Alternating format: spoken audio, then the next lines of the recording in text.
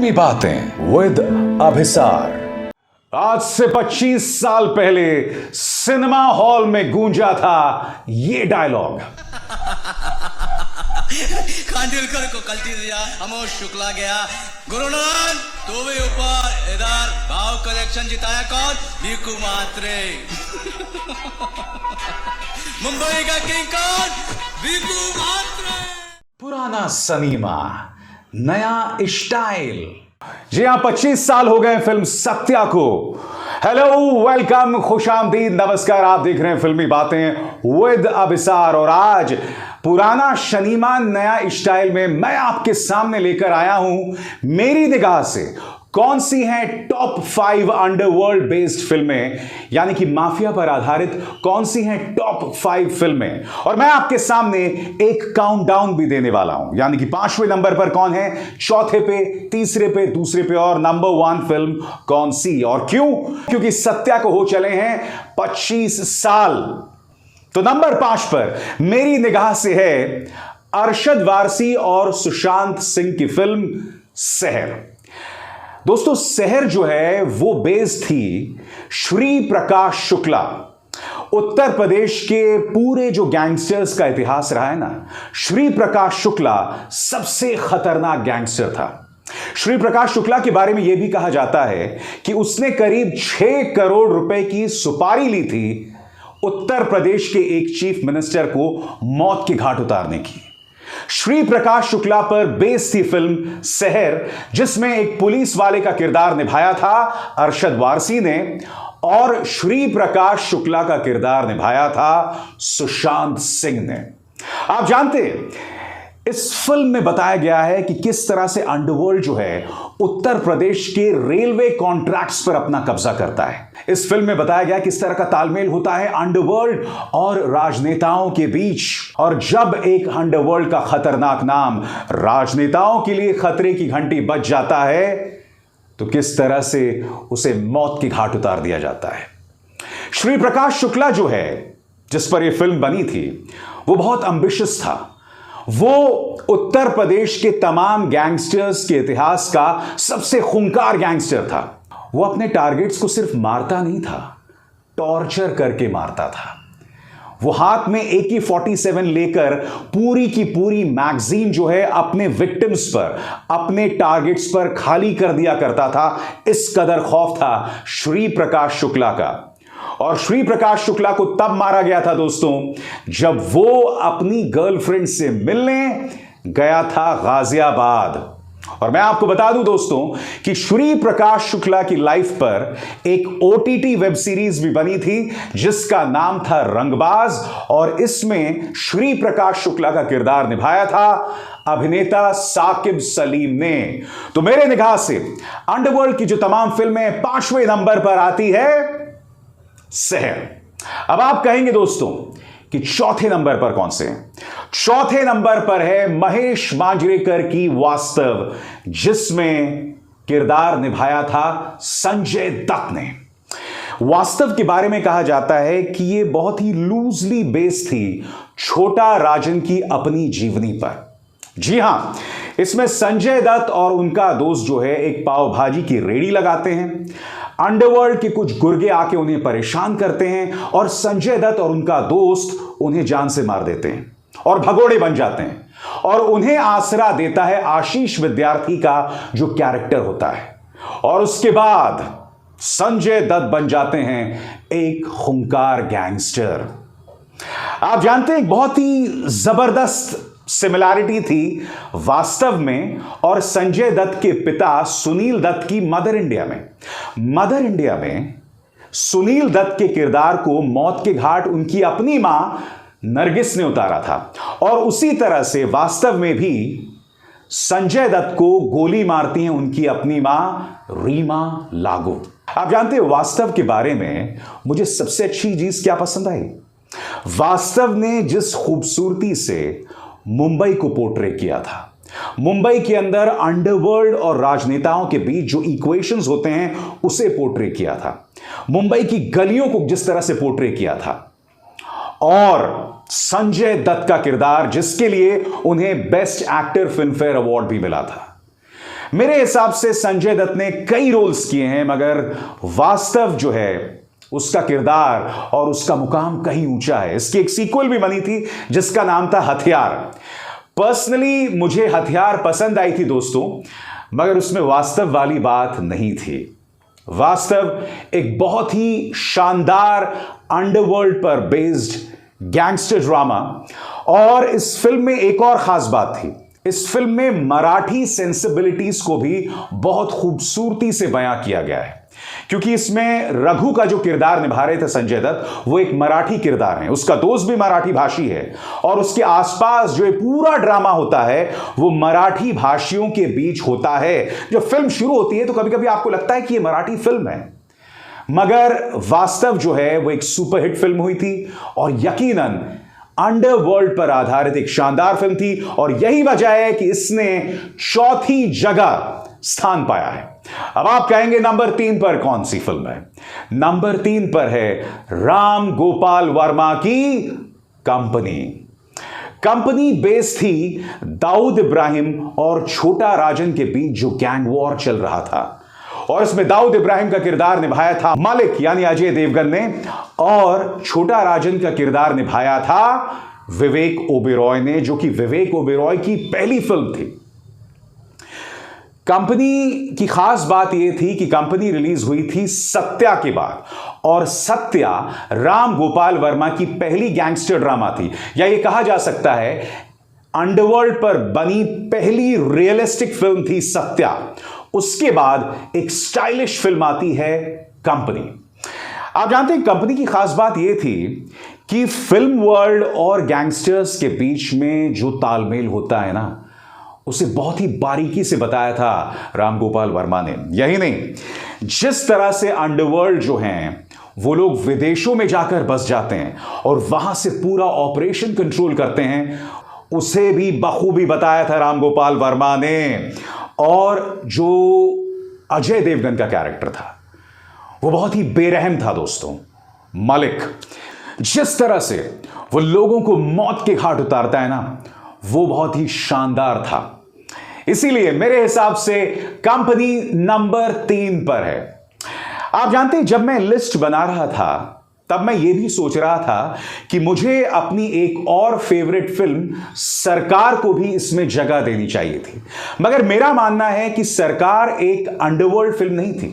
दरअसल सरकार loosely based थी बाला साहब ठाकरे के किरदार पर, इसीलिए उसे अंडरवर्ल्ड की फिल्म बताना सही नहीं होगा। इसीलिए सरकार ने इन टॉप 5 में जगह नहीं बनाई है।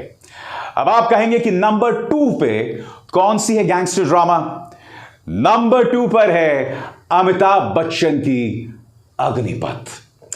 दोस्तों कहने को अग्निपथ बेस थी दीवार पर, अग्निपथ इंस्पायर्ड थी अल पचिनो की स्कारफेस से।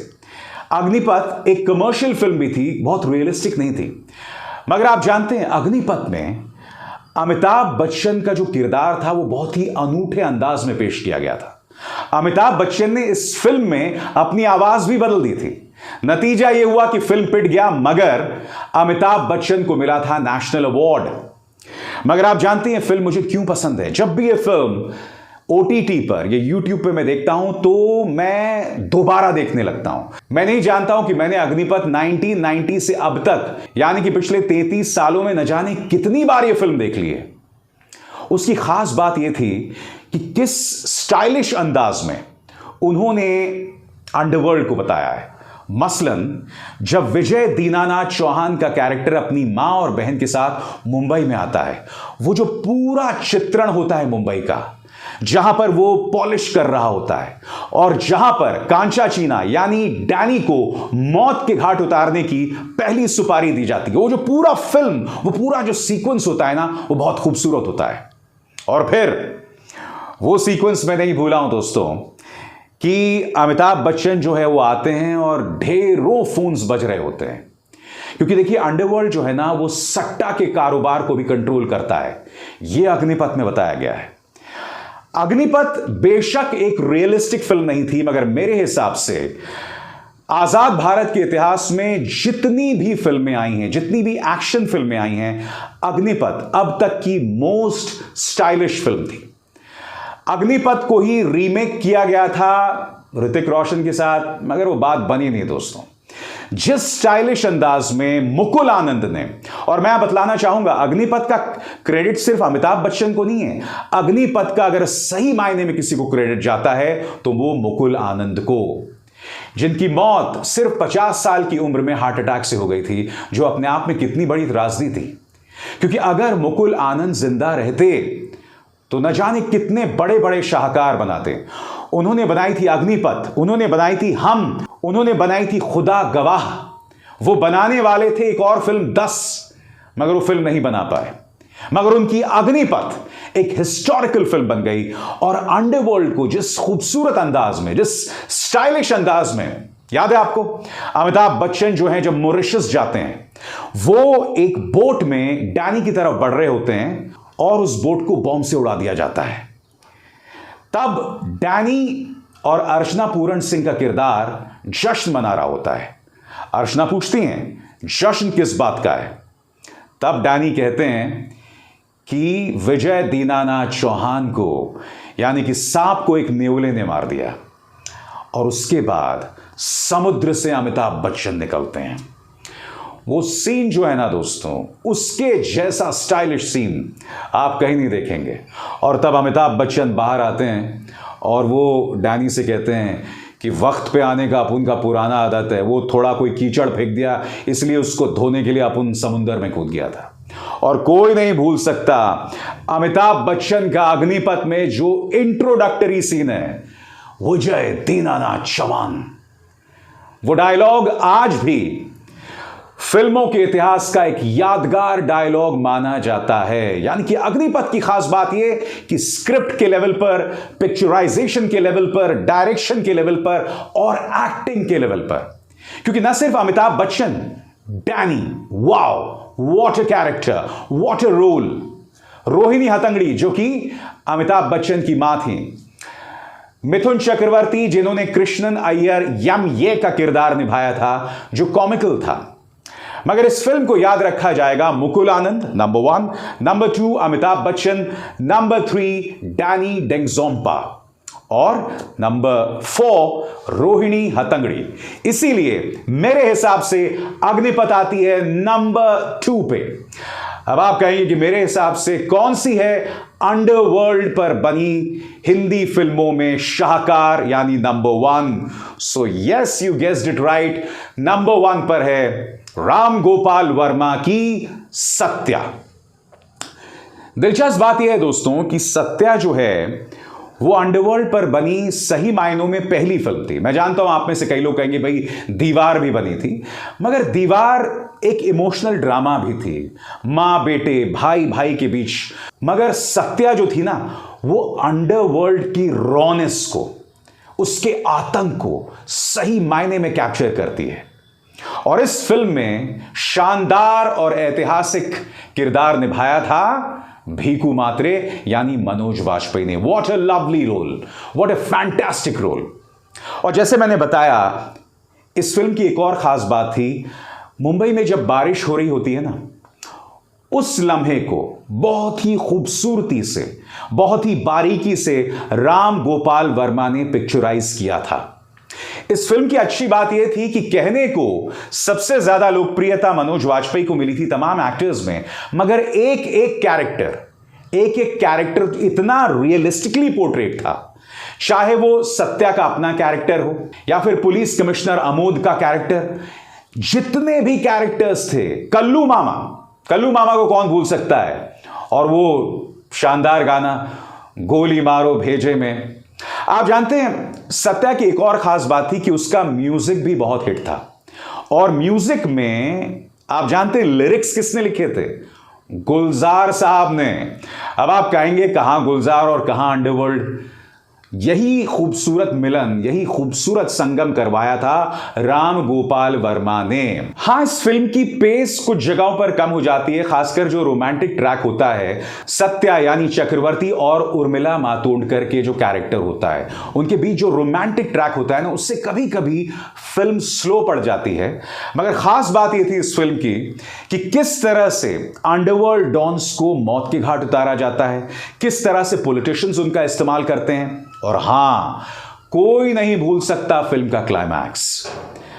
मुंबई में जब गणपति का विसर्जन किया जाता है ना, वो माहौल अद्भुत होता है और सत्या ने उस लम्हे को बहुत खूबसूरती से कैप्चर किया है। इनफैक्ट मैंने अग्निपथ का जिक्र किया था, अग्निपथ में भी उनका जो प्री क्लाइमैक्स सीन है वो भी गणपति विसर्जन के दौरान होता है। वैसे मैं आपको एक बात बताना भूल गया, अग्निपथ की एक और खास बात थी उसका क्लाइमैक्स।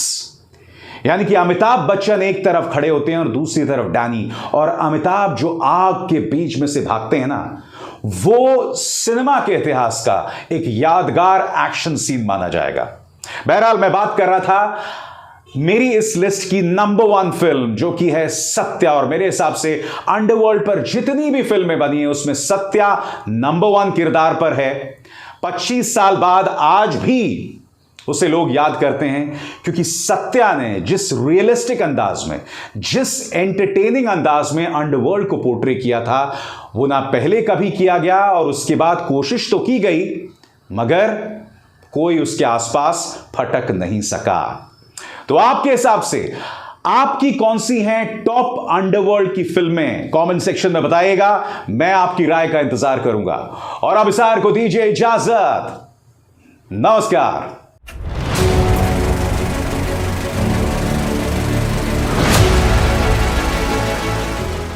फिल्मी बातें विद अभिसार।